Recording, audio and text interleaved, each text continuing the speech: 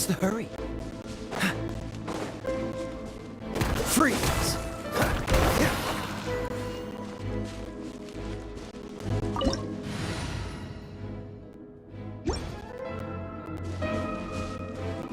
That must be the iridescent moon's mirror! Oh, but we'll need to destroy these things before we can reach it!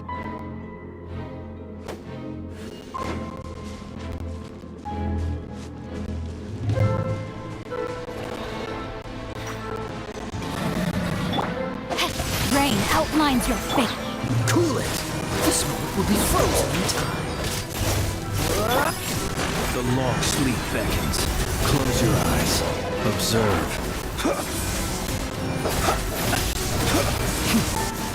Be silent.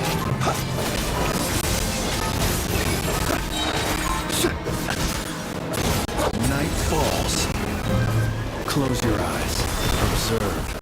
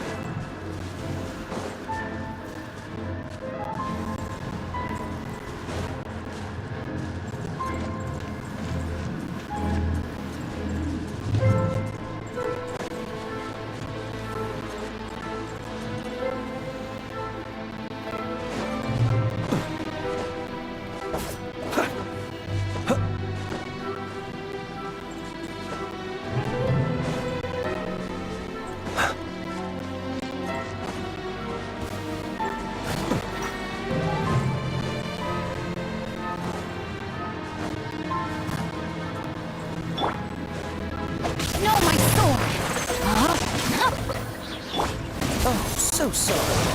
Dodge this!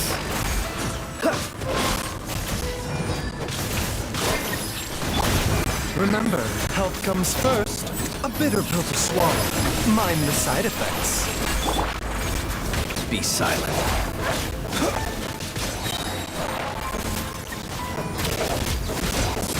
Observe.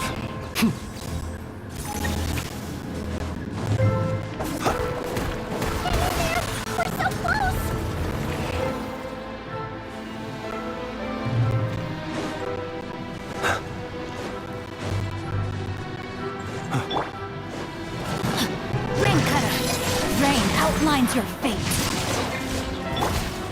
Frostbite. Cool it. Taking a turn for the better. The doctor will see me. Close your eyes. Be silent. Night falls. Close your eyes.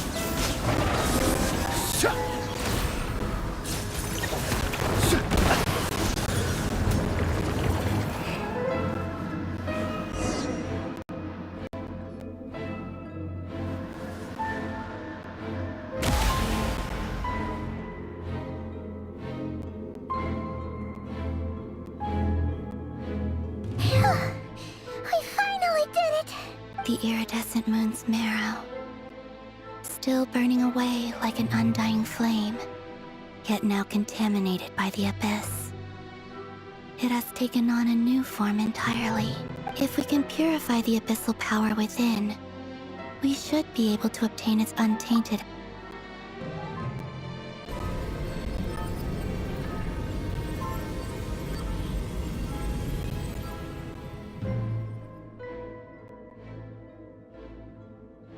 It's so cold.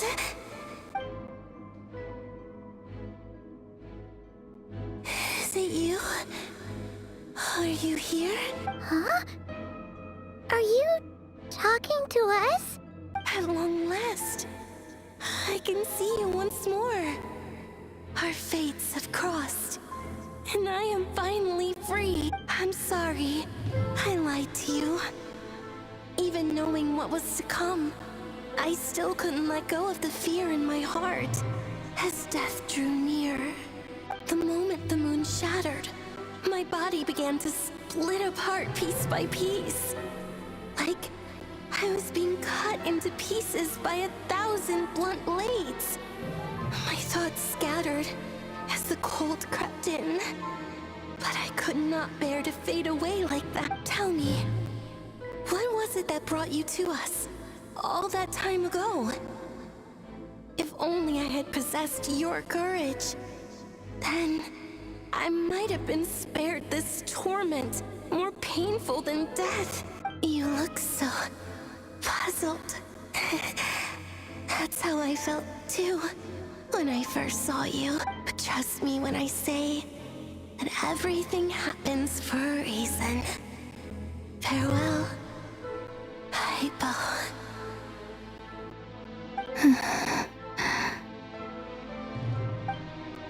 What was that all about? Was it the goddess of the iridescent? It sounded like she was speaking to a long-lost friend. But none of us have ever met her before. Perhaps she took me for the goddess of the frost moon she once knew. For a fading soul like hers, our auras must be too similar to tell apart. But anyway, we've got the iridescent moon's marrow now. That should help you regain your strength. All right, time to leave this place and meet back up with our...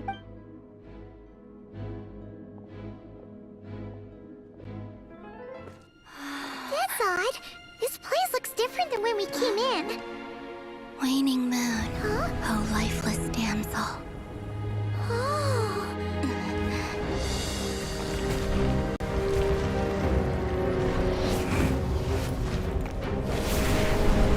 Hurry! The place is collapsing! It wants to trap us here. Who's it? The Abyss? Now we've taken the moon marrow.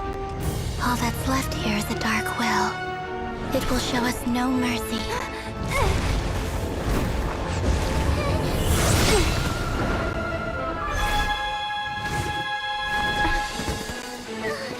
Give it back! The crimson moons! My marrow! My heart!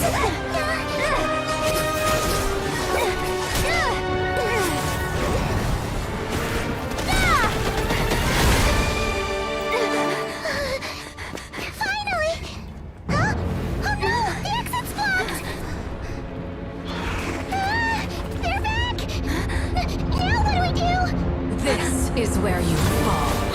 Witness my rise. Hey, it's... What are you waiting for?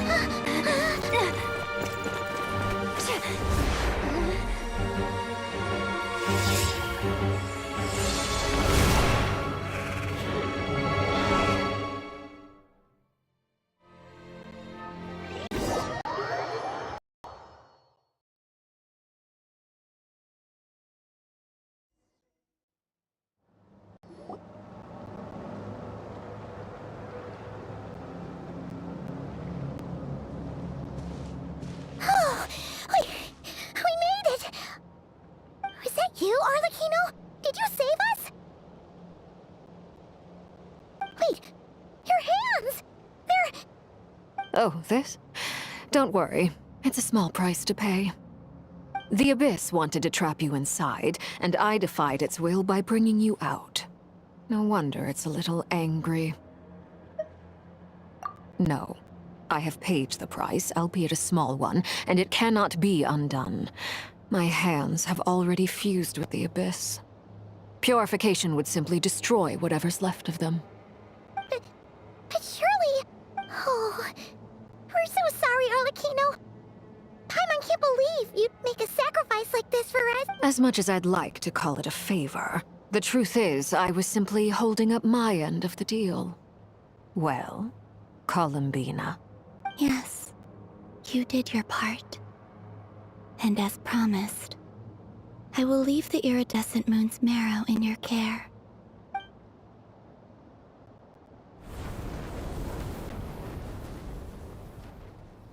I'll take that as a blessing. Now, Columbina, give me your hand. Accept this moonlight I offer in return.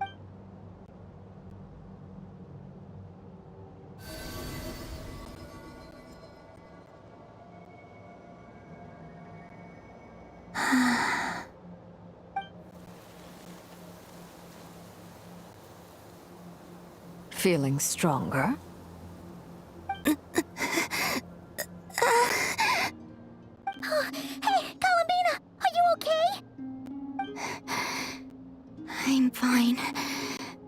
Our powers are a little at odds. By the Frost Moon's authority alone, wielding the power of the other moons was always going to be a stretch. Still, I think it's fair to say that your strength has returned. At least to the level it was at as Third Harbinger. It's still not enough. There's no way I can hope to challenge Rayrier like this. Just one more ray of moonlight, if you would. It's okay.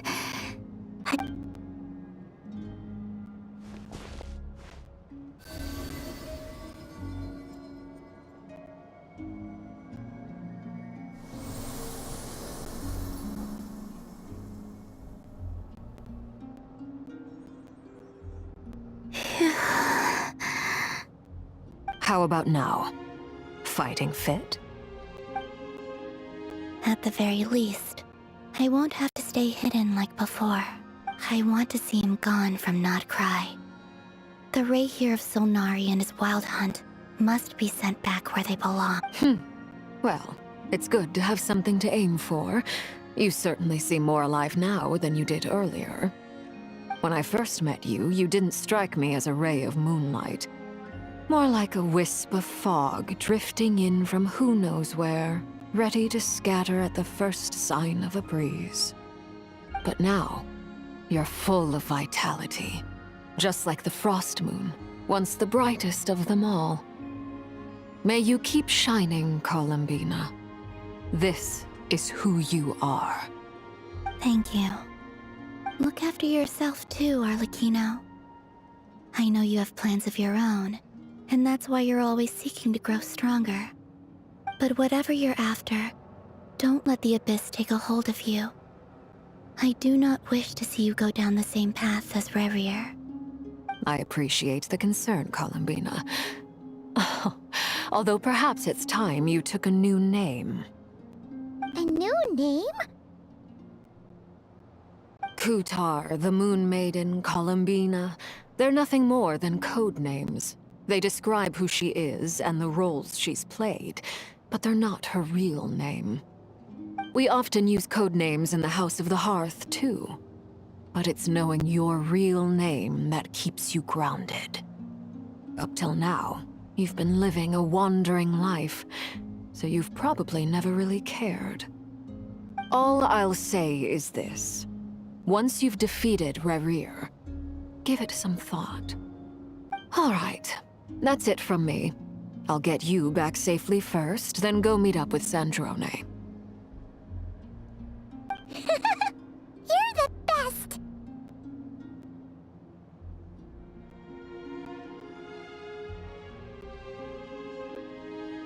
I appreciate the gesture. It speaks to your good character. Anyway, let's get going. There are more urgent things to do right now than trade compliments.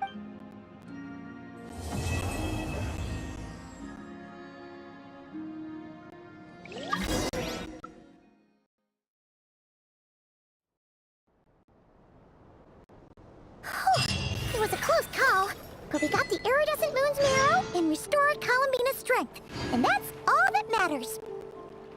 In other words, mission accomplished.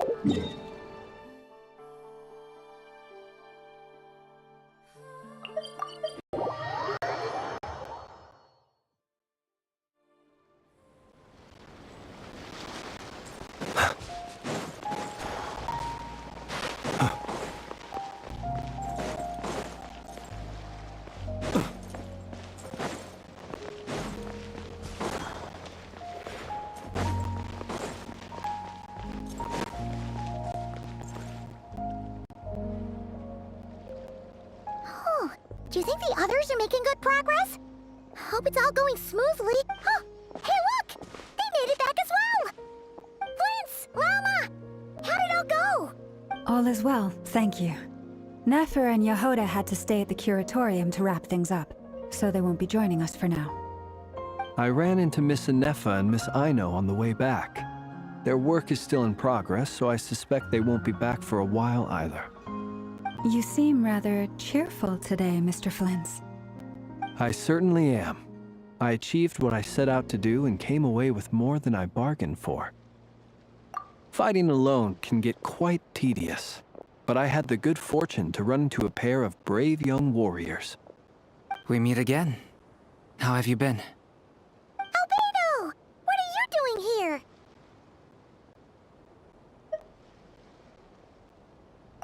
That would be a natural assumption to make.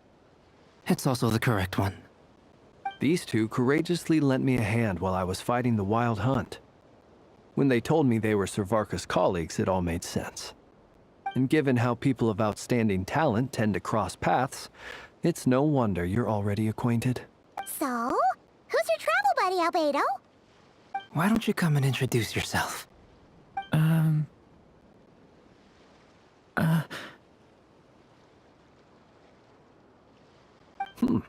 A gentleman of few words, I see. And a rather stern countenance. It's nice to meet you. Again. We've technically met before. Wait a sec! You're Minnie Durin! That's right. It's me. I'm glad to see you again. By the way, he says it's okay if you drop the mini. Yeah, I'm not as mini as I used to be. Interesting, isn't it? The first step towards blending into human society appears to be reflecting on whether one's name really reflects who they are. Wow! You look so different! In a good way, of course. It's great to see you looking so healthy. Thank you, Paimon. And although you're as mini as ever, I understand that diminutives don't always convey endearment. I'll be sure to simply call you Paimon as a sign of my great respect for you. Wow! You're such a smooth talker now. Paimon could get used to this. From now on, you may refer to... Personally, I think our little Paimon is the perfect size. When people call her Little Paimon, it's just because she's so adorable that they can't help themselves. If that's not a sign of endearment, what is? You're absolutely right, Miss Lauma. My brother still has a long road ahead of him when it comes to understanding human relationships.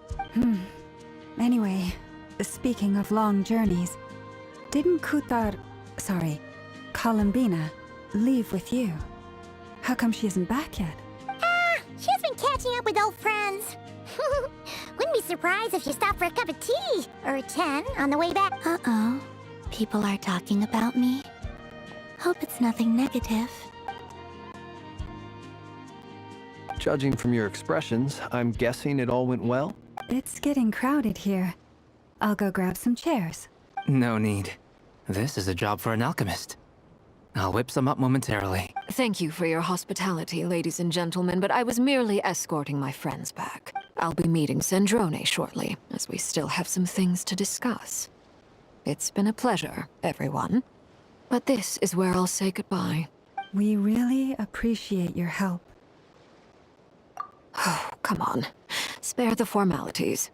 I'm just glad I could help out some true friends. I understand. Well, bye for now, Harlequino.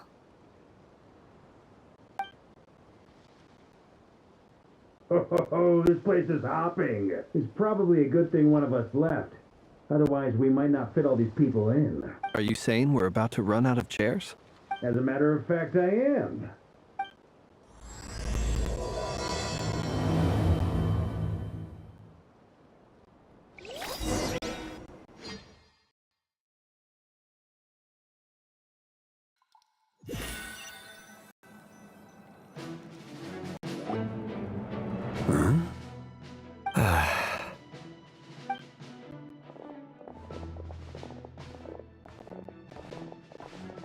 I overheard your little chit-chat outside, by the way. With Miss Columbina's colleague gone, we should be back to the original crew plus the other colleagues I brought in. Though, it looks like we have another new face. Someone else managed to rope in a colleague too? Frankly, you and Paimon are the only people I know here. This here is Deanslip, colleague of Tibet's greatest guide, Paimon, and greatest adventurer, the Traveler. Well, not exactly colleagues, more sort of friends. When someone else jumps in to do the announcing, you know you're speaking to someone important. Let's hear what he has to say. Note to self. Once Paimon knows your name, the rest of the world will soon follow. When he comes looking for us, it's usually something important. Paimon's guessing you've heard about the Wild Hunt, then. From the looks of it, you're about to hold a meeting. If I were to say that the Wild Hunt is our mutual enemy, would that earn me a seat at the table? As the saying goes, the enemy of my enemy is my friend. Mr. Dainsleif, there's a seat with your name on it. Though, I can't promise the same for everyone else. Hey, Albedo, think you can rustle up a couple more chairs? After all this time apart, Grandmaster Varka's first order is to rustle up a couple more chairs. I've missed this. Is he being sarcastic? Hey, he's your brother. Why are you asking us? I've still got a lot to learn about the nuances of human conversation. Trying to decipher Albedo's way of speaking has been like jumping in at the deep end. Oh, good point. Paimon gets you now. Don't sweat it. Derp. I wonder what's taking NEFER so long. Perhaps you should go and check in with her. If anyone can hurry her along, it's you. I just got back from the curatorium. Besides, aren't you curious to see what's taking her so long? Miss NEFER doesn't strike me as the type to share secrets. And since gathering intel is her specialty, I'm guessing she'd prefer to keep her methods confidential. Under such circumstances, would it not be tactless for me to impose? Oh, but it's fine for me to impose. What can I say? You have an unrivaled ability to garner people's affection, Miss Moonchanter. Besides, you have far more in common with her than I do. All right, then. Impressive. She barely fought back at all.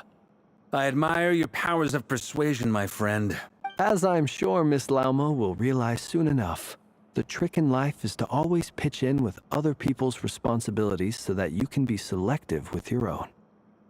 Another trick is to simply hide in the background. Spoken like a true sage. Anyway, looks like we've got some time to kill before the meeting. Let's take a little breather, folks. And feel free to chat amongst yourselves. We'll get down to business once the other...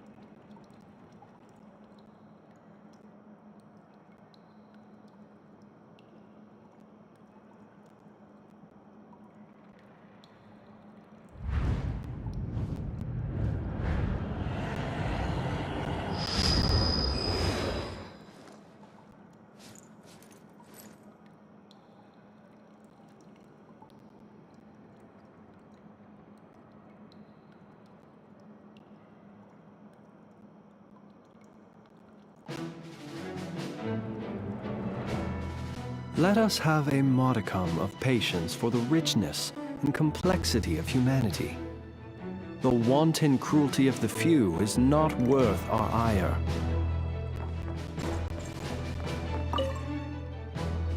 You're both awfully quiet. Why don't I start us off with an icebreaker? Much obliged. Have either of you ever had your portrait painted? If not, I'd be glad to help. That sounds like a lovely idea. You know how to paint, then? I dabble occasionally. He's an excellent painter. Tables, chairs, people, dragons, you name it. He'll paint it for you. I'm flattered. If I ever get the chance, I'd like to give it a try myself. I'll bear that in mind. Anyway, how about you, Durin? What sort of portrait would you prefer? Oh, I'd be fine with anything. Whatever style feels best to you. Very well. Then I'll play it by ear. You can replicate any style I want? I can try. If you show me a sample, I'll do my best to match it. Thank you. In that case, I'll dig up some reference material for you.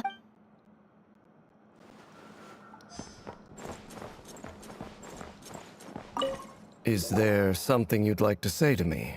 Yeah! For starters, why'd you just show up here without even giving us a heads up?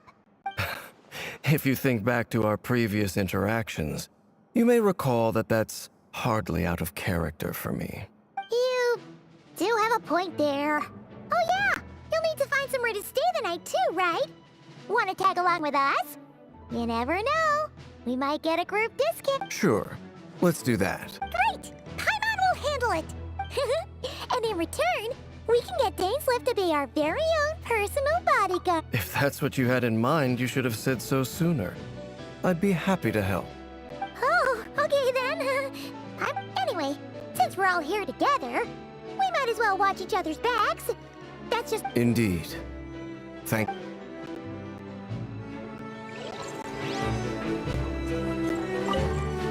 Truth be told, I can't remember the last time I was in a meeting with so many people. You're not alone there, my friend. The Lightkeepers also struggle to bring everyone together for a serious discussion.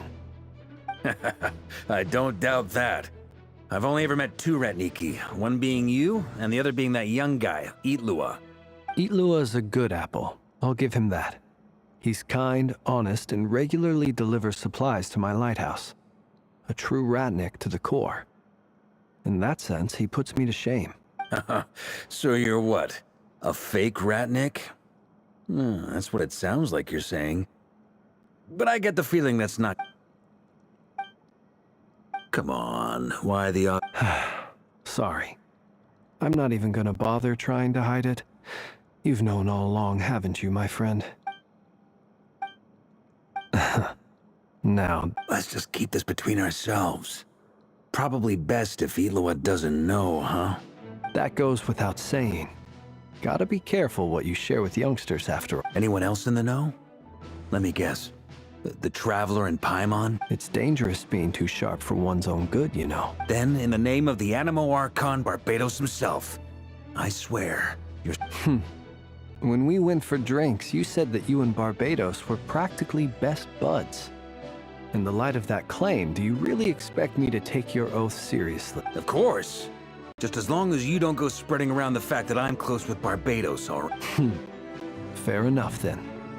Nothing like a bit of mutual leverage to seal the bonds of friendship.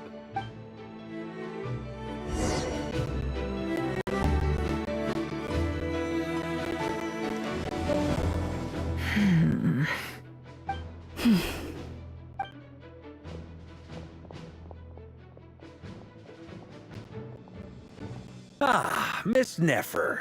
You made it after all. But what about Yehoda? I'm here to give you an update on how things are going on our end. Once this is over, I'll be heading straight back to continue my work. I left Yehoda back at the curatorium to watch over things while I'm gone. Huh. So much for just this once. Shh! Not so loud! We're on a roll here! Did you say something, Mr. I didn't say anything. Right, Flints? Must have been a frog. They get so noisy around here at nighttime. It's like they're putting on a concert in the background. Anyway, before we begin, there's a few introductions to make. Let me start by saying that it's an honor to be speaking before so many distinguished colleagues and collaborators. First up, we have Miss Lauma.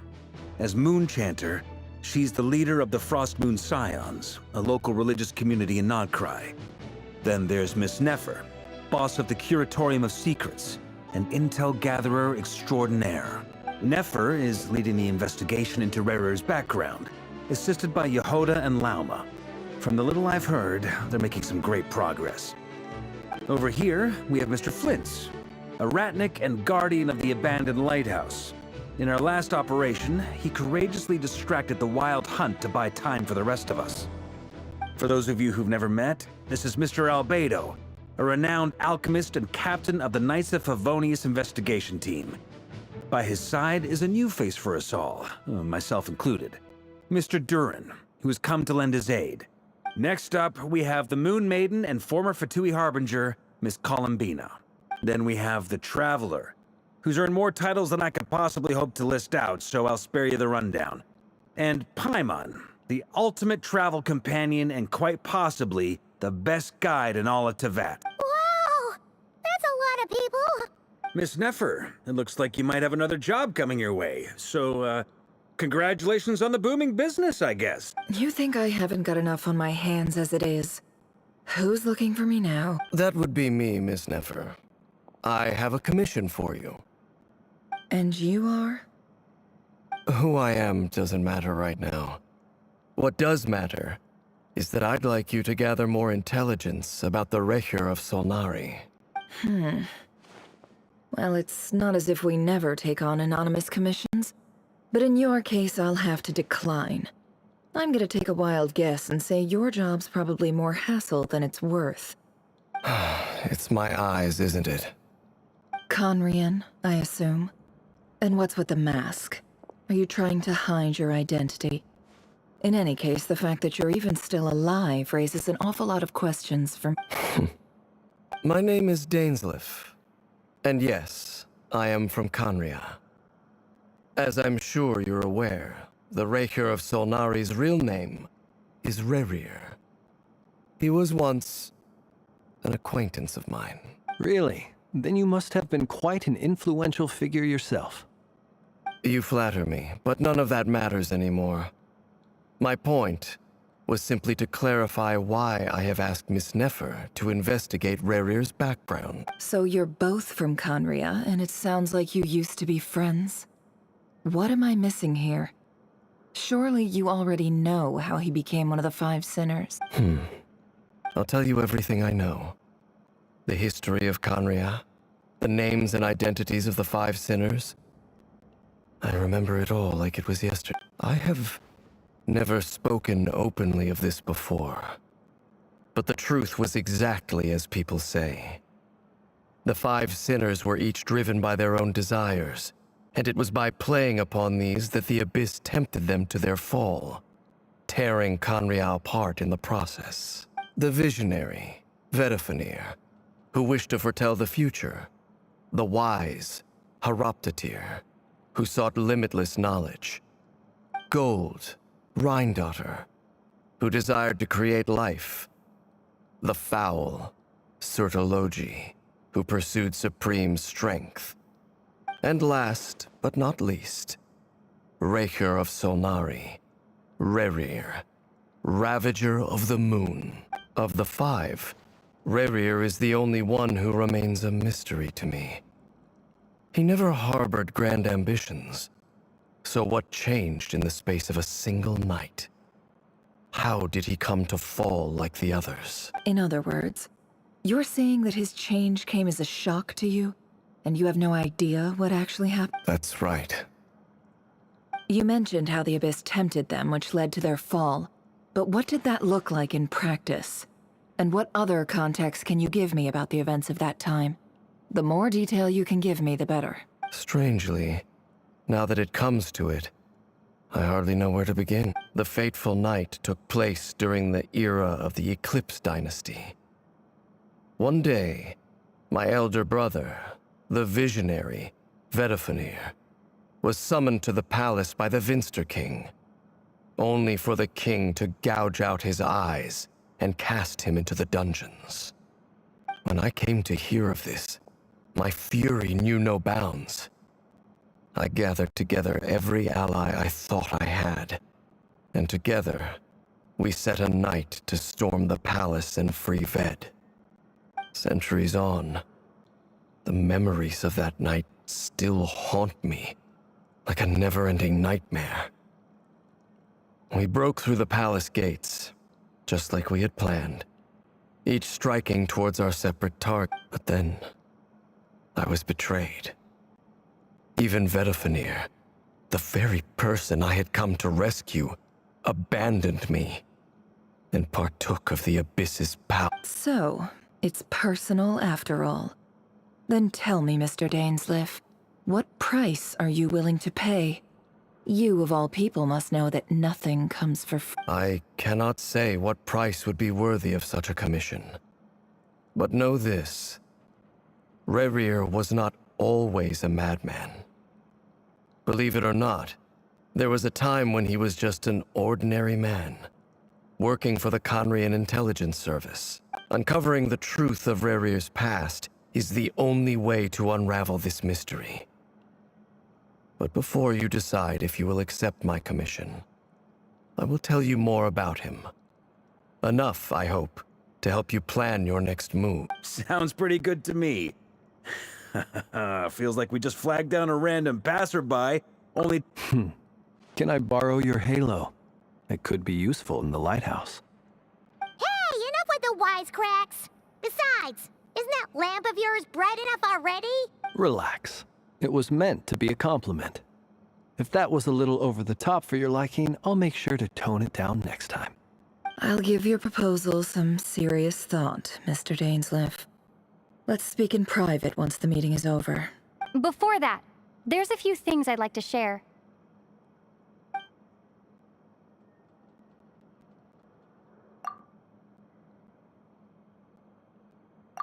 Now that we've united the hearts of the three moons, your power should be greatly enhanced. But it seems like that hasn't happened yet. I believe it will take a little longer. You've done so much for me, so I want to be completely honest with you all. Even though I'm doing a lot better now, the truth is, my recovery will likely be an ongoing process. From the moment I was born, my power has been slowly ebbing away. And that is because Tevat has never accepted me. Even with the moons united as one, it seems my rejection cannot be undone. So far, I have yet to find a solution. It may turn out to be a problem that will plague me until the day I finally leave this place behind. Even so, I will do everything in my power to help you drive out the Ray here of Solnari. As Arlecchino put it, this is not about chasing the spoils of victory.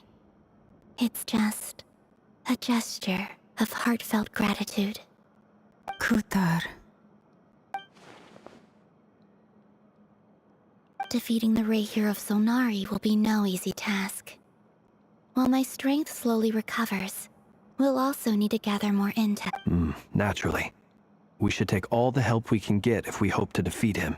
We've considered several viable plans now, but our choice hinges on the answers to a few key questions. Is it even possible to kill Rerir? What experiences shaped the person or monster he became? And what's he really after? Given Albedo's expertise in alchemy, I think we should leave him to try and answer the first of these questions. Understood. As for the other two, I'm afraid we'll have to count on you again, Miss NEFER. Believe me when I say it's not my wish to burden you. But right now, relying on your skills is our only option. So you're placing all your hopes on me, huh? We can't thank you enough for agreeing to help us. Honestly, I can hardly believe how lucky we are. You sure have a talent for changing your tune, Miss Moonchanter. Timid like Yehoda one moment, then flinches insincere flattery the next. Ladies, please. I must object to your portrayal of me. That's all. Feel free to keep bickering. Just pretend I'm not here. I almost don't want to leave this room. I'm curious to see how this plays out. I have faith in you, Miss NEFER. Something tells me you'll stand by us until the very end. Oh? And what makes you so sure of that? What if I suddenly decide that my compensation is insufficient? This isn't about the money. I can sense that you've got a deep-seated distaste for Rerir. And knowing you, That alone is motive enough. Look at them getting along so well. Like two peas in a pod. And I'm the one they accuse of insincere flattery. There is no justice. Miss Lauma, you have to understand something. Unlike you, I don't actually enjoy having everyone's hopes on my shoulders. Is that right? Well, maybe the fact that I'm willing to put my hopes in other people says more about me than you. But the fact is, I also trust you. And that's because I know that you're someone we can count on. Anyway, we've got our plan, so let's get moving. Mr. Dainsleif, let's talk. And Traveler, once we're finished, if you've nothing else planned, I'd like you to come with me. This whole experience is teaching me a lot. For instance, I now know that when other issues come up in the future, I'll have far more luck getting Lauma to convince Miss NEFER than trying to do it myself. Hate to say it, friend, but that's one of the funniest things I've heard in a while. Why? You think I've got it wrong? Quite the opposite. But what makes it so hilarious is how long it's taken you to realize.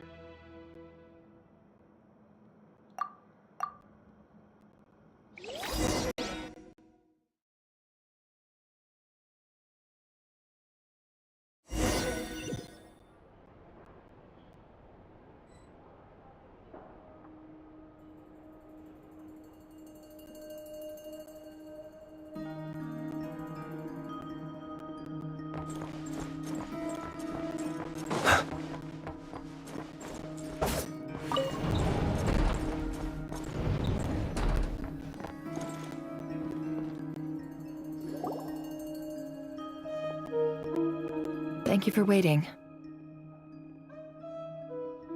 It's okay. We actually used the time to help Dainsleif get a room at the hotel. That's very considerate of you. Now, I trust you share my curiosity about Rarier's past, and you seem fairly familiar with Mr. Dainsleif already.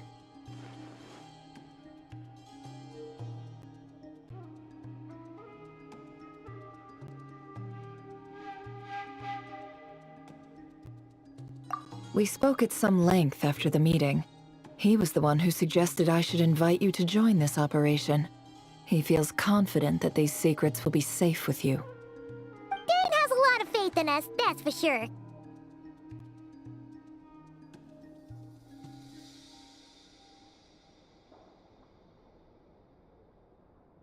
Likewise.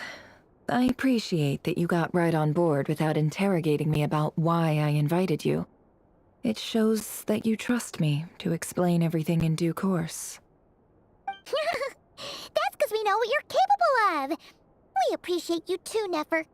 You might have been forced to help in the beginning, but this time, it was your choice. That's one way to put it. Another is this, that once a decision's been made, it's set in stone. After that, my only goal is to see it through. All right, so here's how it is. I'm going to access Rarir's thoughts again using my confidential method. Now, I'm sure you've seen things like this before on your travels, so you're surely well aware of how dangerous it can be. The reason I've gathered you all here is to ensure my safety during the proceedings. I plan for us to enter the fragment of his consciousness together, and once inside, I will focus on searching for information. Think of this as a diving expedition into someone's brain.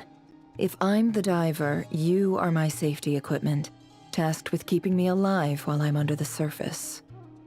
Once the ceremony begins, we will all be spying on privileged information.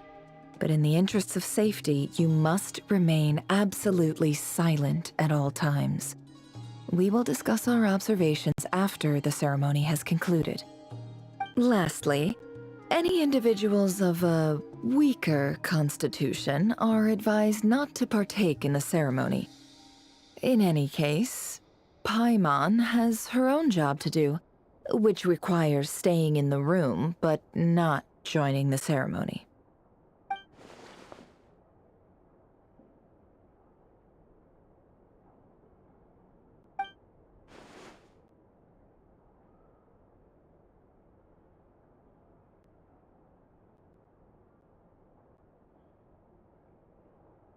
Well, good luck, everyone! Sounds like all Paimon can do is cross her fingers and root for you guys. There's a little more to it than that. I was being serious when I said you have a job to do. While the rest of us are inside Rarir's mind, it's imperative that we have a team member on the outside. In the event that something goes wrong, you will be our first responder. I don't anticipate any issues, but the extra level of safety will be greatly appreciated. I second that. This is a dangerous operation here, and you're our whole rescue team. That's pretty much the most important job in the crew. So, Paimon's like the lifeguard? Yeah, that makes sense. All right, got it. Good. Please, take a seat. We'll get started momentarily.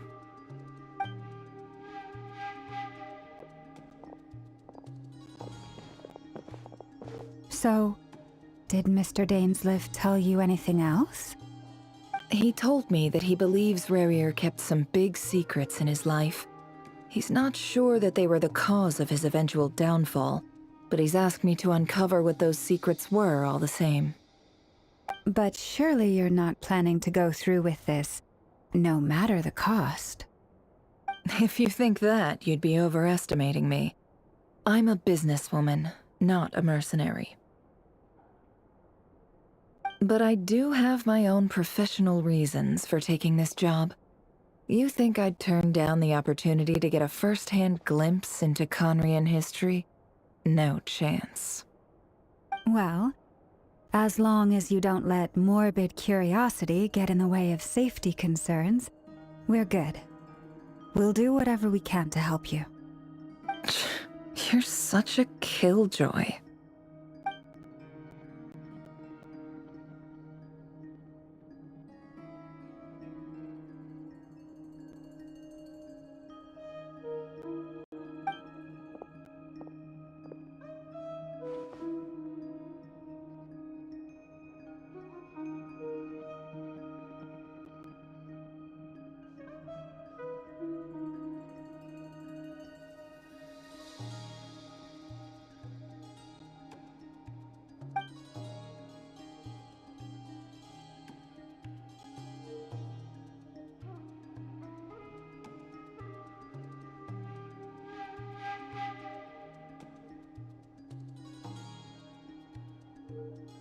All right, I'm good to go. All set over here, too.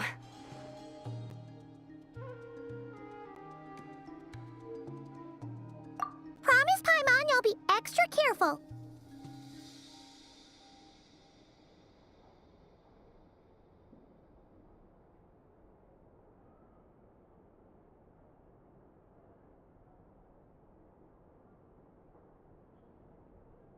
All right. Let your whole body relax. We're about to begin. Close your eyes.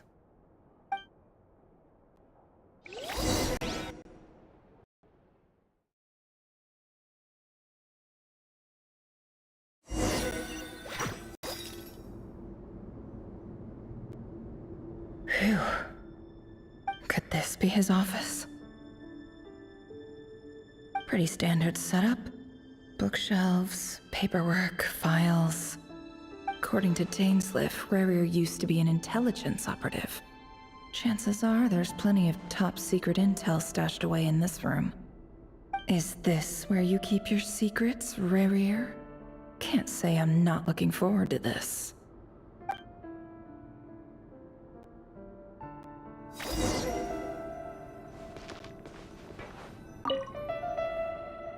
A file tucked inside a folder. The title reads, Dear Breakfast Shop Owner. It's a list of names, but at this stage I have no idea who any of...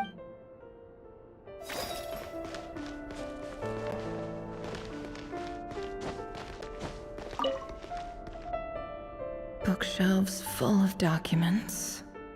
Looks like these are all files, packed with the personal details of individual The Crimson Moon Dynasty preceded the eclipse. Since Rarier worked as a secret agent during the latter, it stands to reason that he was tasked with purging remnants of the old dynasty. Yep. Lines up exactly with what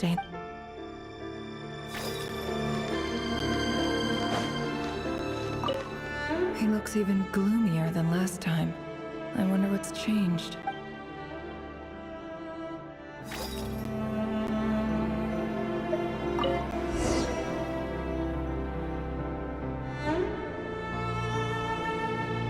Today's files are in. Time to wade through them, just like usual.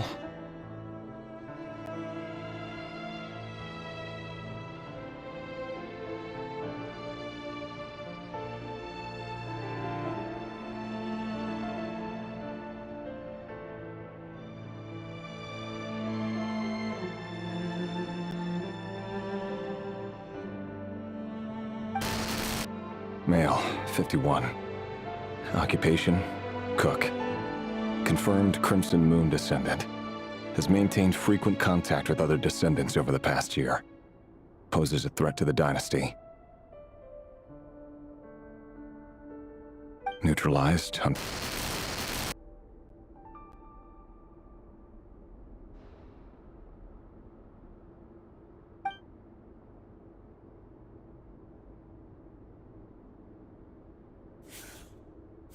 This one should be archived under purged targets.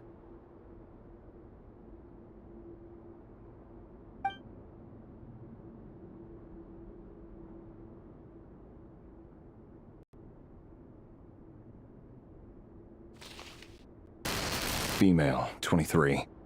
Occupation, office clerk. Confirmed Crimson Moon descendant. Has maintained frequent contact with other descendants over the past year. Poses a threat to the dynasty. Neutralized.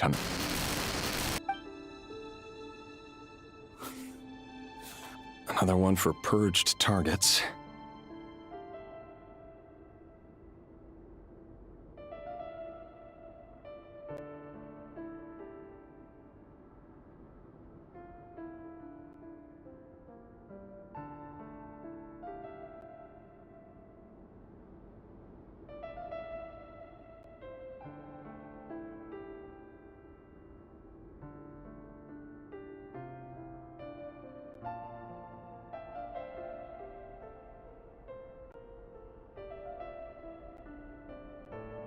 Sounds like she was that other man's daughter.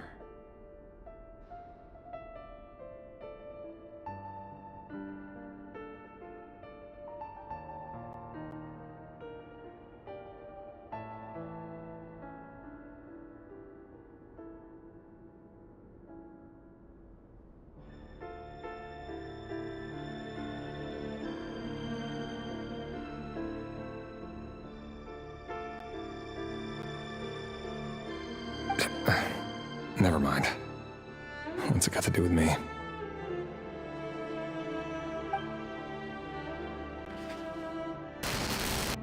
Male, 40. Occupation, teacher. Confirmed Crimson Moon descendant. has been observed making contact with other descendants during the past year. Poses a threat to the dynasty. Neutralized on... Just another nobody for the archive. Come to think of it, I remember surveilling this man. A case like his never would have been considered a priority in the past. Huh. He barely even interacted with other Crimson Moon descendants.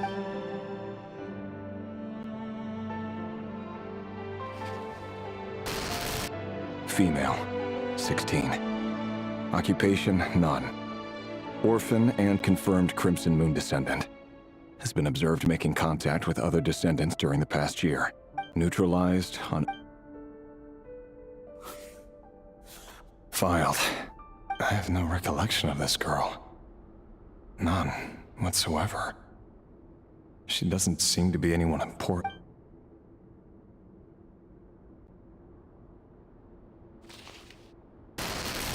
Female, 13.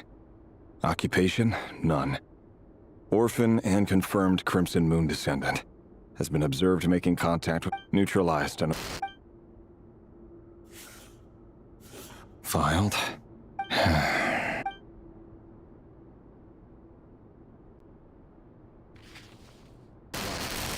Male, 11. Occupation, none. Orphan and confirmed Crimson Moon descendant. Neutralized on...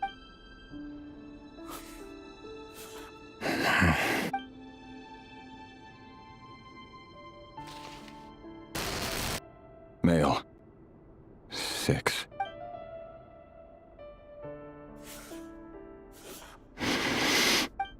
It's funny, isn't it? Your job is becoming both harder and easier at the same time, depending on how you look at it. Sooner or later, the Crimson Moon descendants will be completely wiped out. But as their numbers dwindle, they become harder and harder to track down. That's not how it is. Fortunately, however, most of the able-bodied adults have already been taken care of. The remaining weaklings will be increasingly easy to deal with. No! No. My job is to ensure the survival of the Eclipse Dynasty. And the only way to do that is by eliminating any and all potential threats. It's a perfectly legitimate line of work. Every single one of my colleagues can attest to my fairness. And if my friends were aware of the facts, I know they'd back me up too. Assuming, of course, that they were aware of all the facts.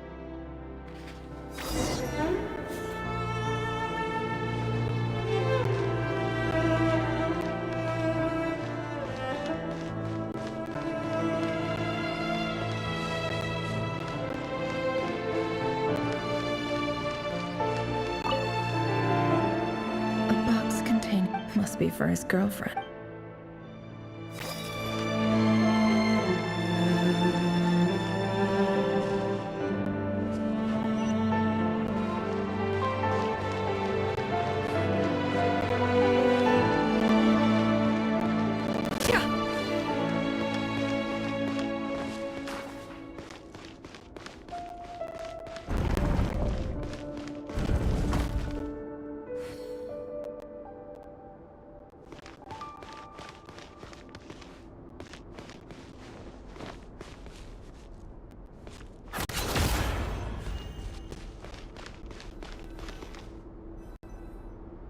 Mr. Vedifalnir, it's been quite some time since we last met. Rerir, I trust you're here because you have something important to discuss. Forgive me. I wasn't tuning out, it's just, I noticed you didn't even phrase that as a question. As if you knew I was coming. Tell me, does someone in your position ever feel the need to ask questions at all?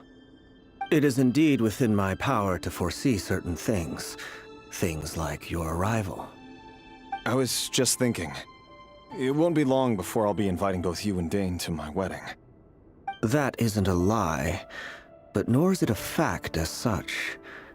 It's a wish, isn't it? No fooling a prophet, is there? Ever since that day we met for drinks, I knew it was only a matter of time before you came looking for me. Does it feel good? Knowing how the future will unfold. I'm afraid the notions of good and bad fail to capture the complexity of what such a power entails. Once you've seen what will come to pass, it can be all too easy to succumb to fear and melancholy. Unless, of course, you learn to abandon these feelings.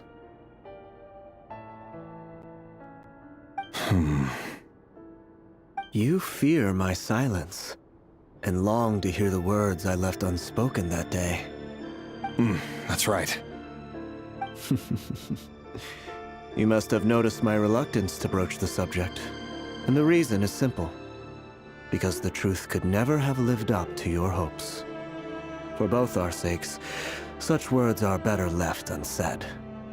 The burden of prophecy was never meant for your shoulders. So who exactly do you deem worthy to hear your prophecies? None but our exalted king? Or rather, our king as he once was. You're closer to his majesty than I am. You must know better than anyone how much he's changed. You say that as though it is to my benefit. Yet precisely because of that, I dare not speak rashly. A king can turn out to be the most virtuous of rulers, or a tyrant more terrible than the most vicious of dragons. You are so wise and far-sighted, yet still you would have me live in fear of the unknown? You make a fair point. Especially given my silence alone was all it took to send you spiraling downwards. Very well then. Let me offer you some advice. And I say this not as a prophet or a visionary, but simply as the brother of your friend. For many reasons, there is very little chance of your marriage ending in happiness. If happiness is what you seek, you should find another fiancé.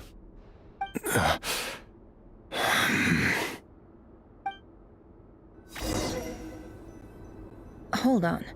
There's that same black fog again. Could this memory belong to Thelindis? Guess I better tread carefully.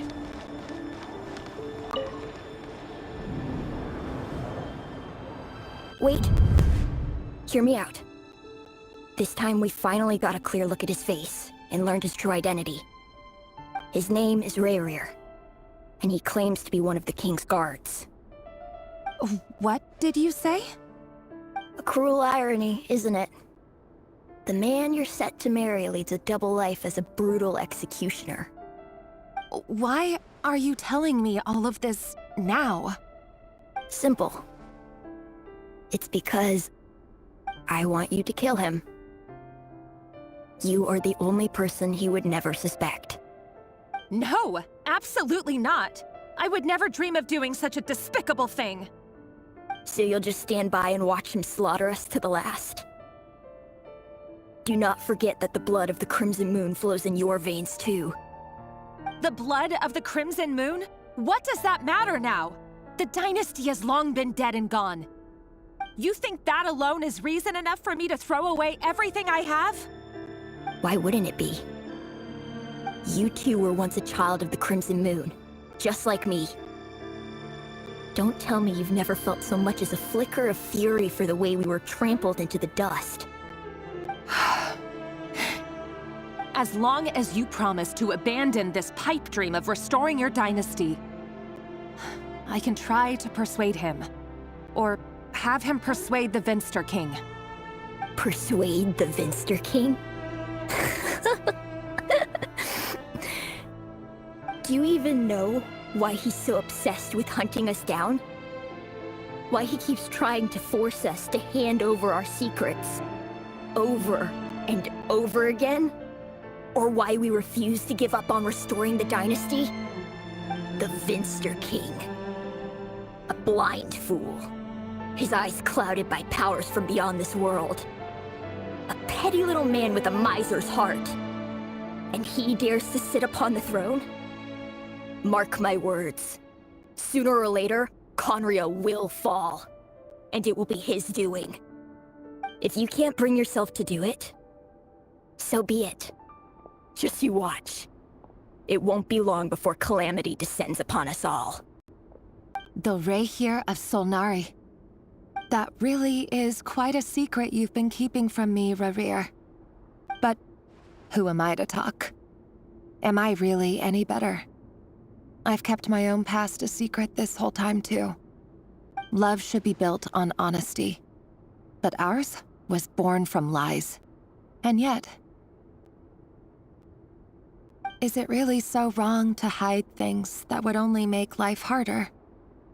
If we don't cover up the parts that no one else should see, how can we go on pretending to be normal? Vedifulnir must have known all this. And that's why he made his prophecy. In the end, nothing stays hidden forever.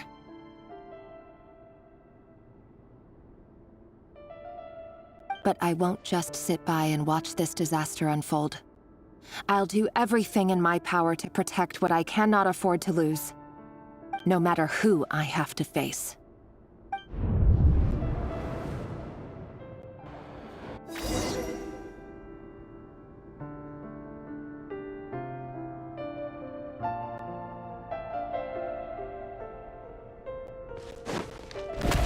Huh? Was that Rerir who just walked past the window? Doesn't it give you the chills that he still takes the same road to work every day, as if nothing ever happened? Those people at the deli. Enough already. They're clearly pretty taken by their own disguises, so just smile and play along. Pull the rug from under beasts like that, and you'll risk having your throat torn out. Deli. But surely you can see he's not the man he pretends to be! So many have died already, and they say that the king's madness grows with each passing day. We're not going to survive this, are we? But why does it have to be this way? Do we really deserve to die just because of the blood that runs through our veins? Felindis, are you even listening? Sorry, Freether. My mind was off wandering. I heard you, though. You're talking about what Rerir said. He's just following the king's orders. He's a secret agent, and it's his job to hunt down rebels and dissidents. By the time you first met him, he'd already taken lives. Maybe he was using you from the very beginning. No. Rerir has no idea I have anything to do with the Crimson Moon. My family are only distant relatives of the main lineage, and besides, my eyes are perfectly ordinary. Truth be told, apart from my teacher, pretty much no one knows I have any connection to any of it. But as Orlog said, who could possibly talk sense into that raving lunatic of a king? I'll work something out. Trust me, I'm with you all. But don't forget that Rerir is an Eclipse operative. You need to be extra careful when he's around. And for now, don't come looking for me. And if anything happens to me, just act like we've never met. If even you can't escape this, what hope do the rest of us have? I won't speak in his defense, nor can I give you a clear answer to that question. Here, hold on to this. If an opportunity to escape presents itself, take it. You'll be glad you took some You call that change? I've got a job, and there's still money coming in. But you can't go anywhere right now. Please think about yourself for once.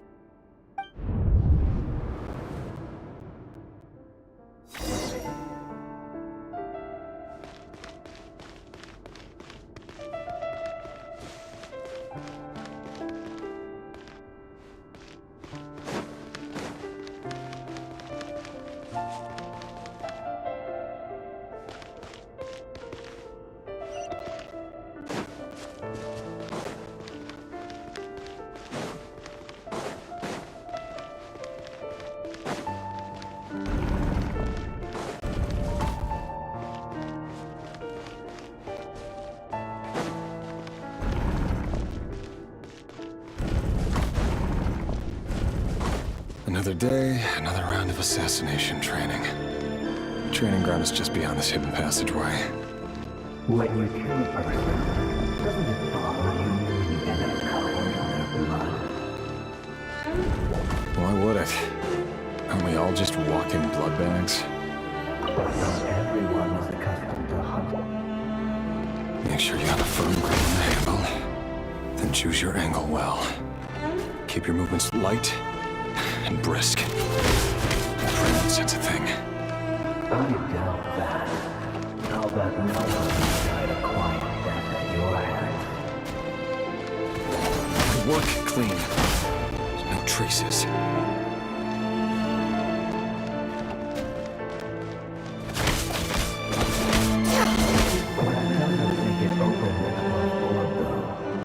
The king is passing you right now. That won't happen. Ever since he fell into the spell of that power, he only had you take out a handful of the guilty. But now, The ones I've dealt with have always been guilty. And I've carried out my work flawlessly. No more lies.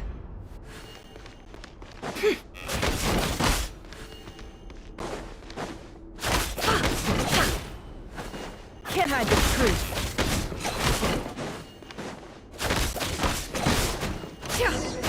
you know I Was it because he didn't trust you? Or something else? No!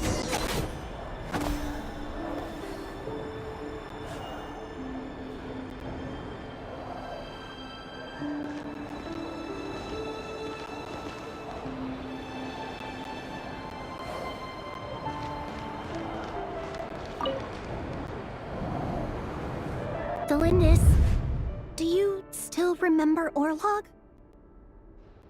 Orlog. The boy who was pretending to sell flowers. You spoke for quite a while, didn't you? Yes, we did. What about him? He was arrested 2 days ago. Chances are he's already dead. He... I just don't get it! After everything he's done, why do you still stand by him?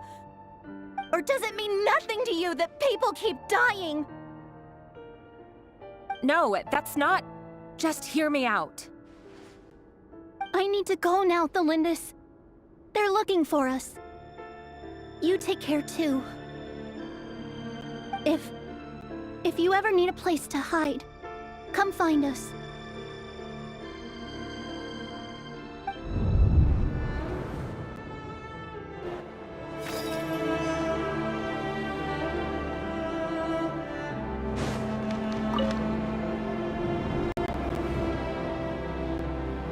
Author Thelindis. Over the course of this week, the research object was subjected to interference for a total of 47 hours for experimental purposes. The results are as follows. All subjects of observation that were sent inside have now... The situation within is proving more problematic than anticipated. No progress whatsoever. What now? Won't you give me even a glimmer of hope? Things are getting worse by the day. I have to find a way or we'll all be in danger. But I... If all this research comes to nothing, what then? Sooner or later, it'll be my neck on the line. But could he really bring himself to kill me? No. Surely he wouldn't have the heart.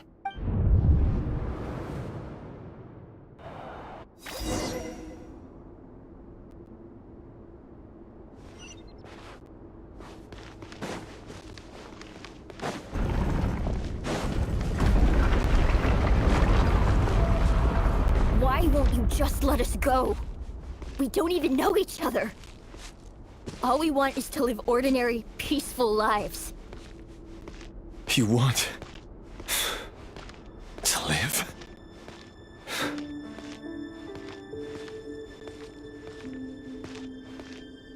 Yes. I just want to go on living. Is that really such an unforgivable crime?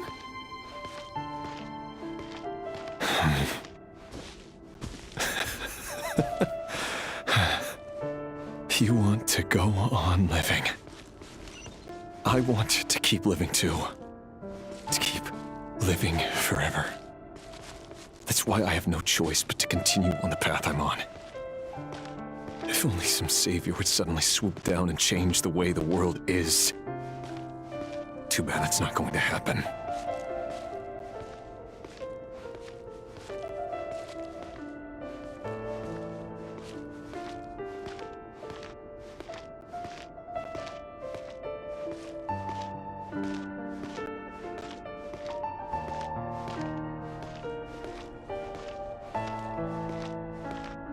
Imagine that.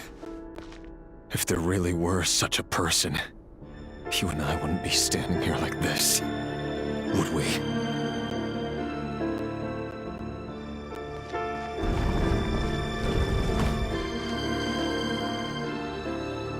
Today's files are in.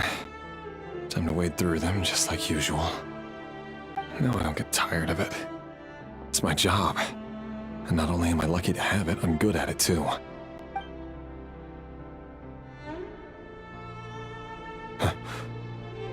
Wait. That's... Thalindis? No. No! No! Why? But you bear no mark of the Crimson Moon. How could you possibly have anything to do with them? It cannot be! A diluted bloodline. Carefully concealed. I see it now. You've been living in the shadows just like me. What a fool I've been. Numbing myself with talk of justice. Even imagining my friends would back me up. But in the end, Irminsul. Finster King! How far are you going to take this? From the direct bloodline to secondary offshoots? And then what? Today it's the descendants of the Crimson Moon. Who will it be tomorrow? Will you not rest until everyone down here is dead? No. This cannot go on. This is where it ends.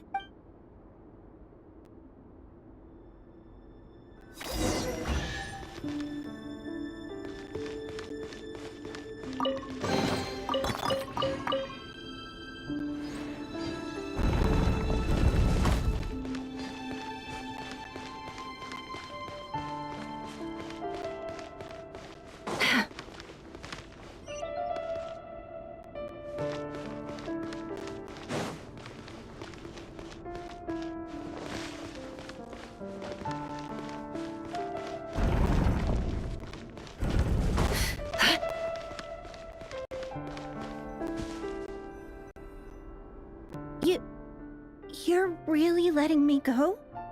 I am. As long as you can guarantee that no one will find you.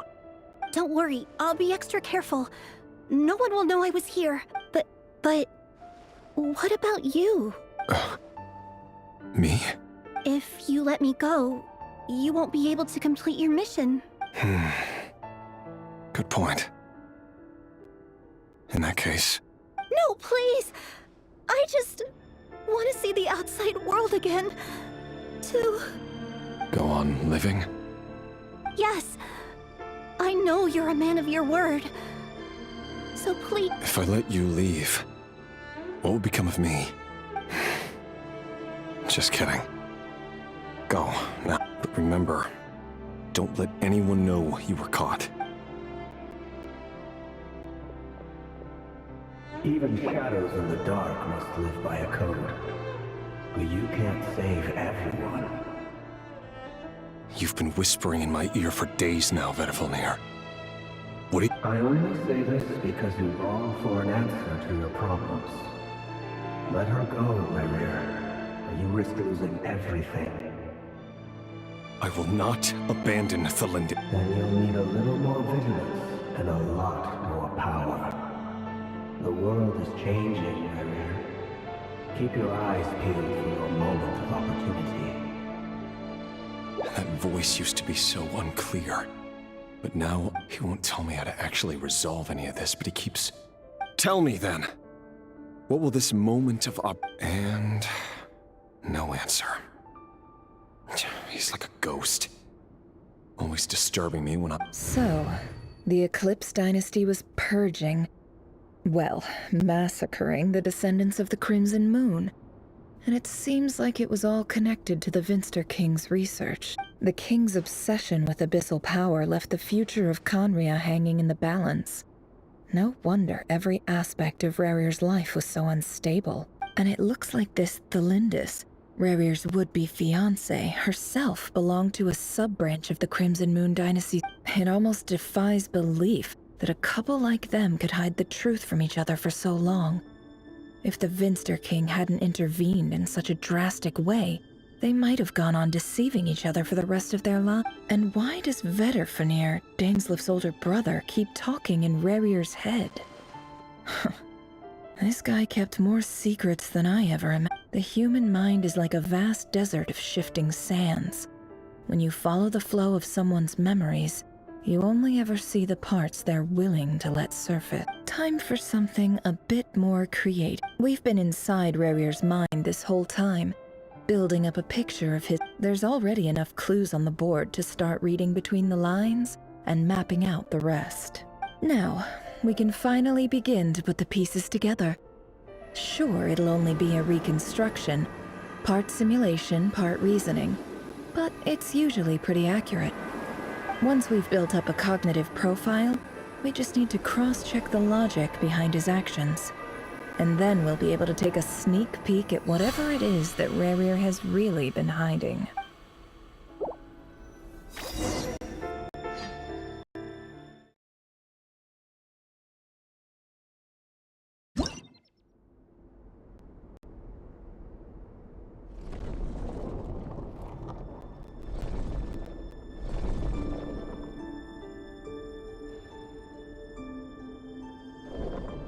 Rarir, are you there?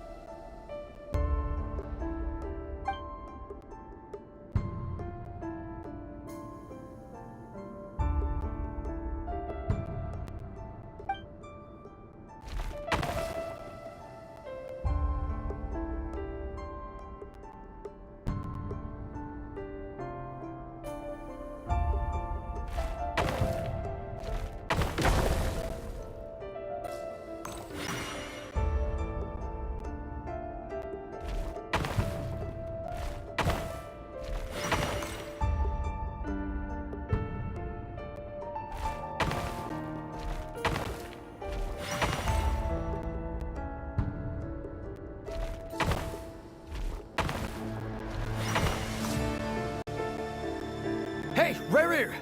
Come out, it's urgent! Dane? What's wrong? Quick, come with me. I'll explain everything once we've met up with the others.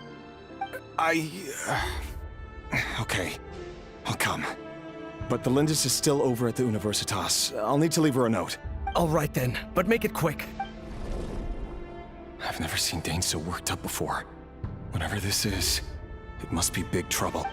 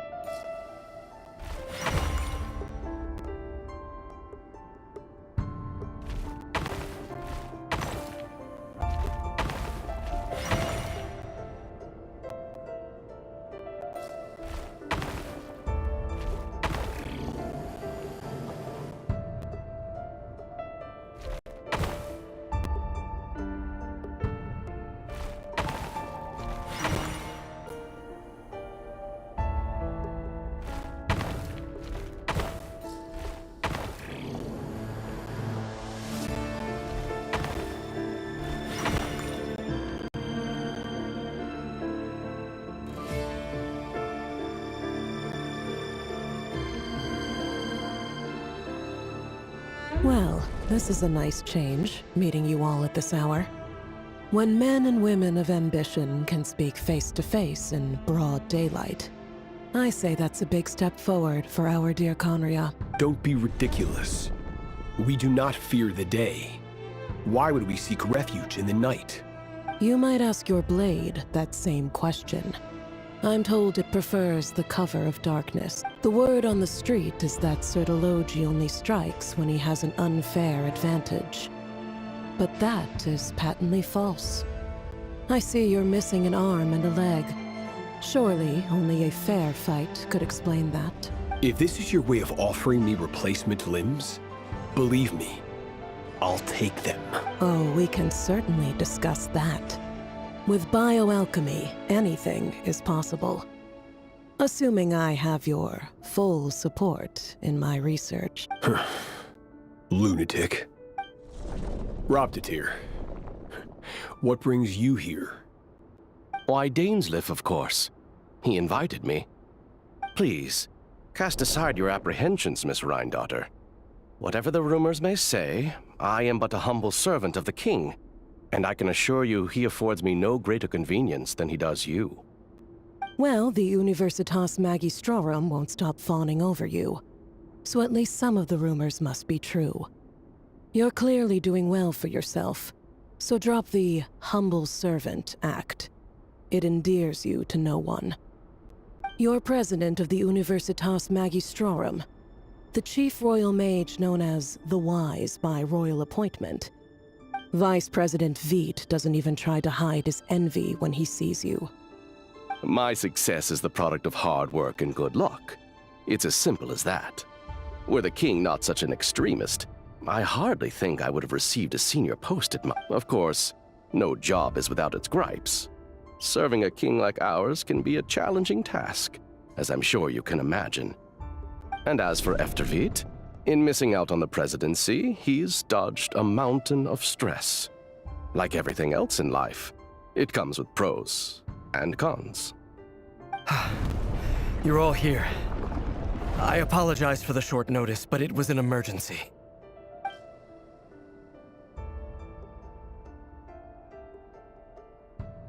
You must be Rerir. Mr. Sertologi. Yes, I handled your case file during your sentencing. Nothing personal, of course. I'm pleasantly surprised that you remember me. You're clearly a person of substance if you've been invited here. But Dainsleif, you'd better have a very good reason for convening this little gathering. It's my brother, Vedafenir. After he spoke at the court this morning, the king was so infuriated by his words that he had him blinded in both eyes and thrown in prison. Vedafenir in prison? Strange. I thought the king trusted him and Horoptatir more than anyone else in the world. Does this mean the king's circle of trust just got even smaller? It has nothing to do with trust. It's about what the king wants, which is as clear as day to anyone paying attention. I simply appease him, because it's in the best interests of the Universitas Magistrorum. And also because you're slimy. Vedafenir, perhaps less so. But still, a visionless visionary? It rather inclines me to think that qualifications are not what get you ahead in Conria. Do you honestly think this is an important discussion to be having right now? Dane, what are you planning to do? Rescue Vedafenir, I assume. Correct. It will mean storming the palace by force. Tonight. I need all of you on my side.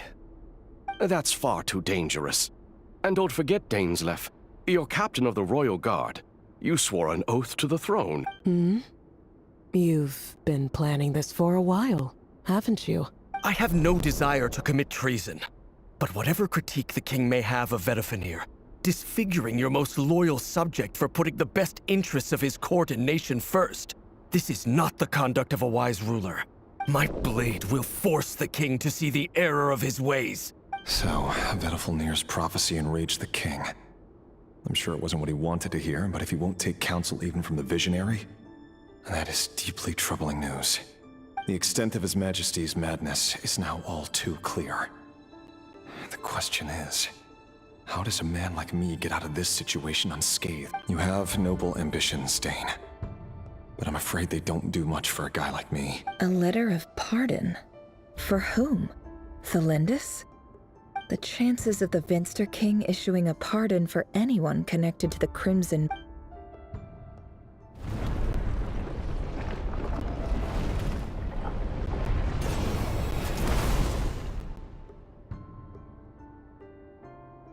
This black fog over the board must have some connection to Thelindis. But why is it taking this form?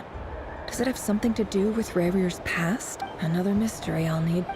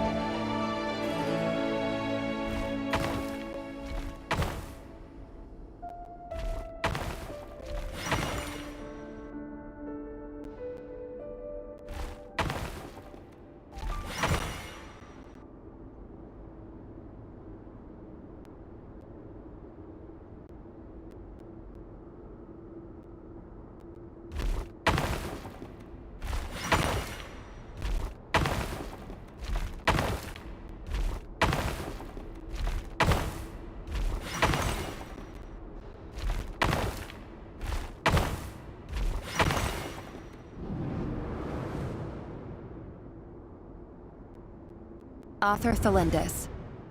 Over the course of this week, the research object was subjected to interference for a total of 60 hours for experimental purposes. The results are as follows. Research dating back to the Crimson Moon Dynasty has established 2 points regarding moon marrow. Firstly, its origins have something to do with a god's power. Secondly, it serves as a portal to an as-yet indeterminate location. Moon marrow can thus be defined as a spatial... However, there are a number of hurdles to overcome before we can answer the question of where it leads to. To start with, opening the gateway requires a specific power source, which the relevant literature indicates. An enormous amount of power is then required to keep the gate open. Currently, the total power output of our instruments remains in the single digits. To make matters worse, I am now the only staff member remaining in the Moon Marrow lab. The Universitas Magistrorum recently decided to move most of its personnel into abyssal energy research, which has stymied all Crimson Moon-related This is not a wise move. I have always maintained that placing all our hopes in a single source of power is risky, especially one as poorly understood as this, as well as making ourselves overly reliant on a single resource. I apologize if this comes across as disrespectful, but as a Moon Marrow researcher, I desperately want to see the world beyond the gateway. If we really made it there one day, what would we find? And how would we go about taming the unknown? My imagination is endlessly fueled by questions such as these.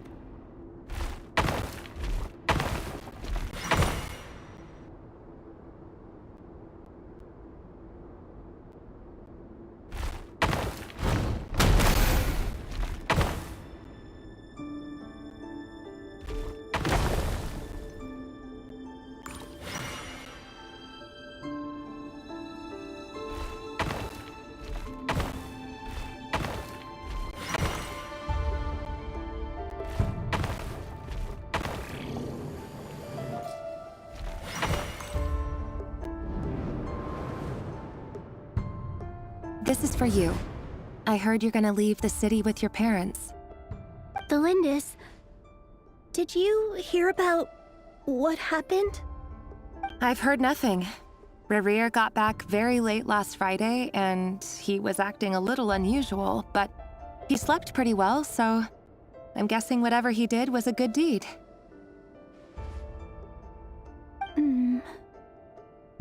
You never saw him, and I don't know what he did. And this conversation never happened. You understand? What if he finds out that you pried into his secrets? Don't be silly. I don't know what secrets he does or doesn't have. All I know is he's just a normal guy who happens to run some errands for the king. Are you scared of him? I don't know. The Rerir I know doesn't match the person you all describe. Logically, I should be scared of him. And yet, I don't want to lose him. But enough about that. You should get going, and be careful with the package I gave you. Keep it— What's in it? A piece of the moon. All you need to know is that as long as you keep it safe, then in the future, everyone will be able to see a red moon. A red moon? You mean our moon? That's right. Our moon. Promise me you'll look after it. I promise, the Lindis. The Crimson Moon bloodline will never die out. Its light, the color of blood, will become like a fire that flows in our veins, no matter how long it takes.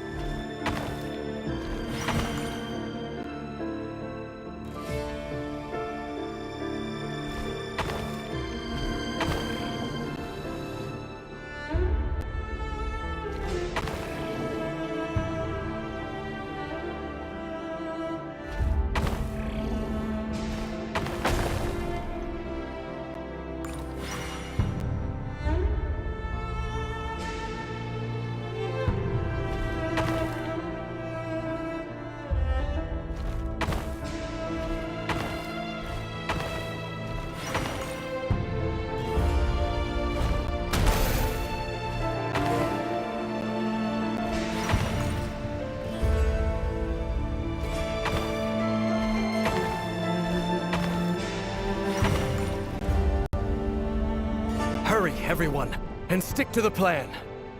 Sir Dainsleif, what are you? Is this treason? You know what happens to those who betray the throne. Please, don't do this! It is the king himself who has betrayed the throne. He has betrayed all of Conria. If you have any love left for justice in your heart, you— It's showtime. Dane and his group will handle the troops in the palace. Then Hraptatir and Rhindaughter will disarm this. My job is to enter the prison and rescue Vedifalnir. Stay safe. Wish me luck. Look after my brother. Draw your blade. It is time for justice to prevail.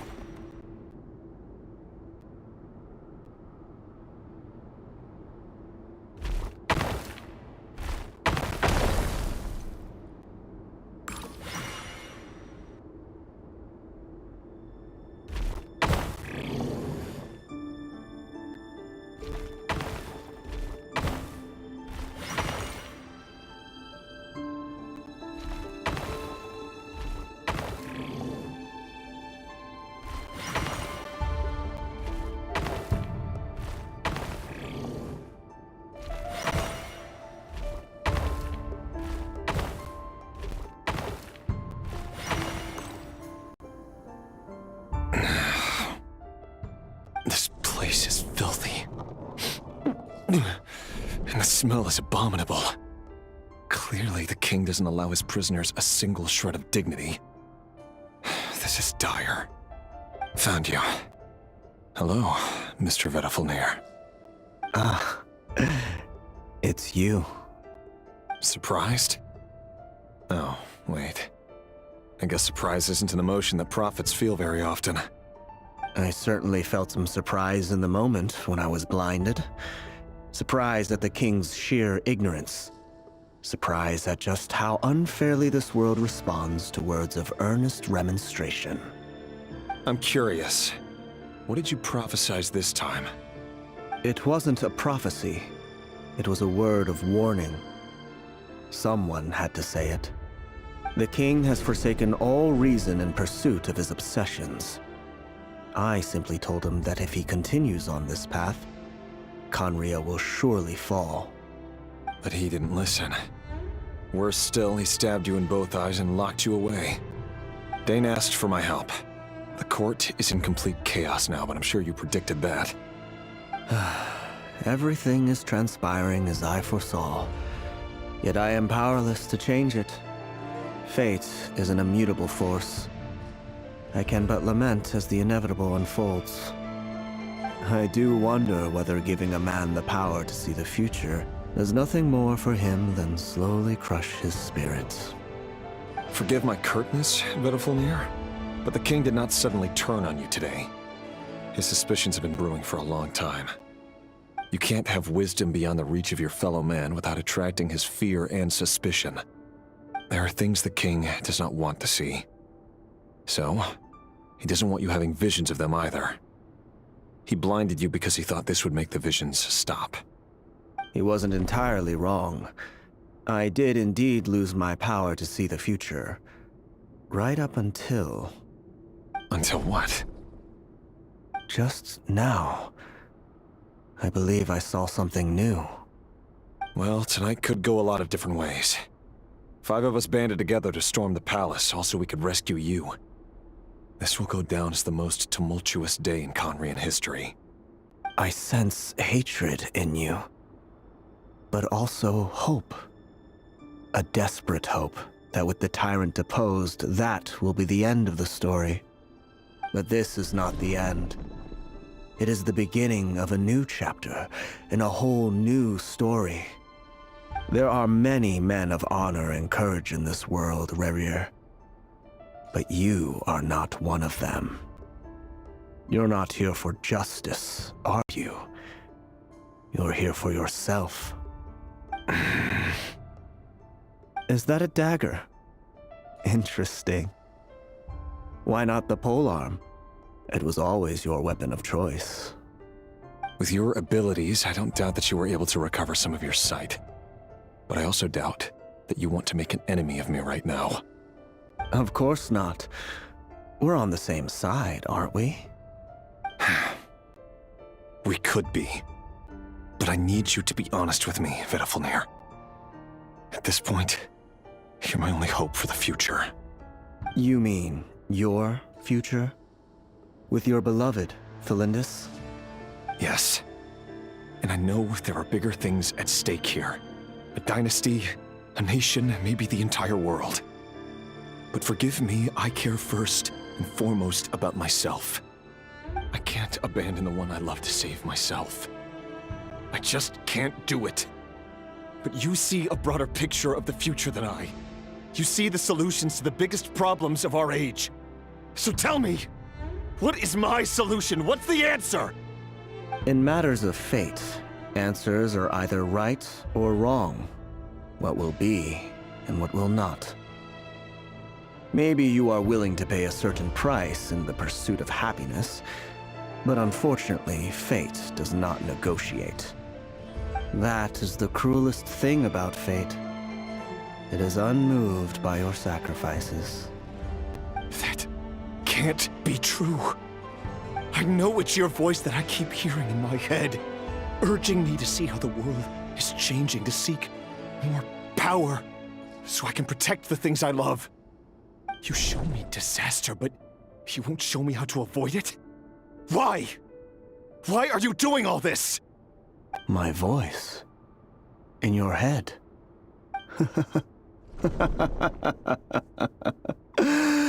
So, you hear it too? The voice that steals your mind, gains your trust, and drives you crazy. It turns out that we are not so different, you and I. Vedalfnir just broke into the strangest smile I've ever seen in my life. As if he'd discovered some monumental secret. But then he suddenly switched to looking extremely weary. Very well then. My advice to you is as follows. You must persevere. Whatever trials and tribulations you may face, be steadfast in the belief that they are your path to the future. For as long as you live, your story with Thelindis shall not come to an end. That is the only chance you have of fighting back against fate. It is up to you whether you believe my words. Regardless, that is all I will say on the matter. I have no right to intervene any further. I will hold you to your word. Thank you for setting me free. In return, I will tell you one more thing that you cannot afford to ignore. Just then, a strange wave of energy rippled through the city. We had no idea what it could mean. If I were you, I would head to the Universitas Magistrorum. The Universitas? Oh no! I'm sure we'll be seeing each other again very soon, Rerir.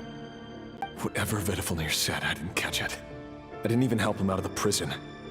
There was no time to lose.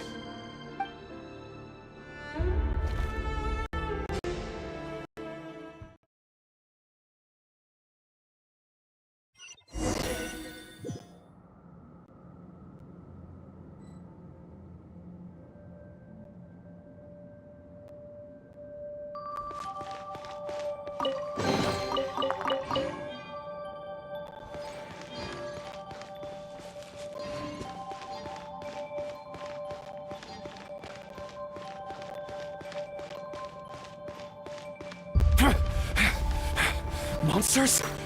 Is this what my daughter's doing? By the Universitas Magistrorum. Out of my way! Witness the power of Gua!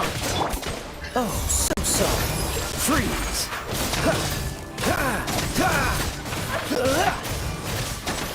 Cool it! Be silent.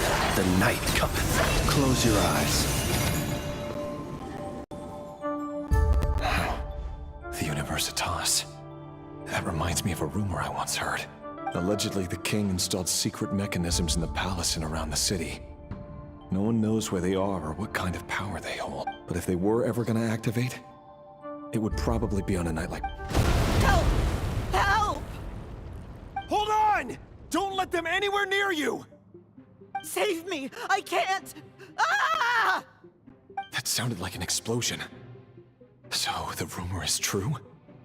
The king really went through with it? What other means does the king have at his disposal? They must run on power from the Abyss. And given it's a major center of Abyss research, anyone over at the Universitas will be in grave danger.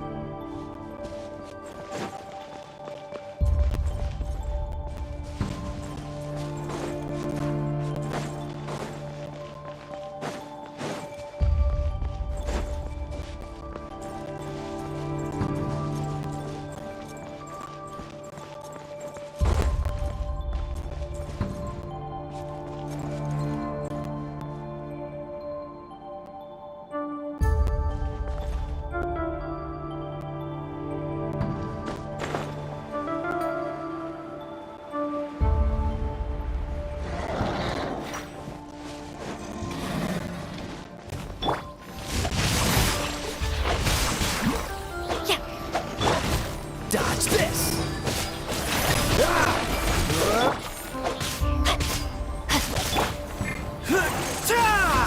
statue was sealed. A bitter pill to swallow. No more lies. Can't hide the truth. The deception ends here. No more lies. Be silent.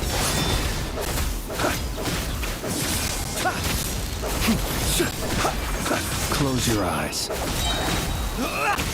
Night falls. Rain Cutter. Rain outlines your fate. Cool it.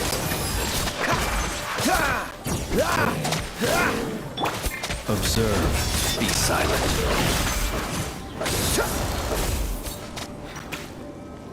Close your eyes.